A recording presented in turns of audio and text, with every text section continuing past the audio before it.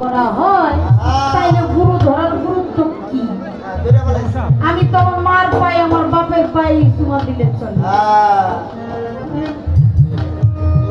তাই এই ভেজালে আমাদের ফালাইছেন, এটা দয়া করে আমাদের ক্লিয়ার।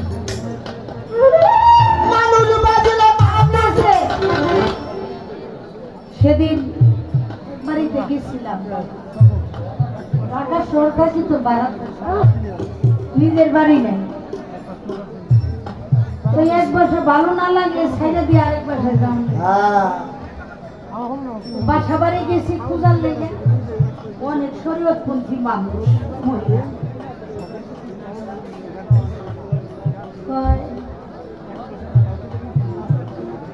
তো যেবারে গেলাম না, স্বামী আবার গান বাজনা শুনে চিনে, আমি ভাড়ার টাকাটা নিয়ে তারা অ্যাডভান্স করতে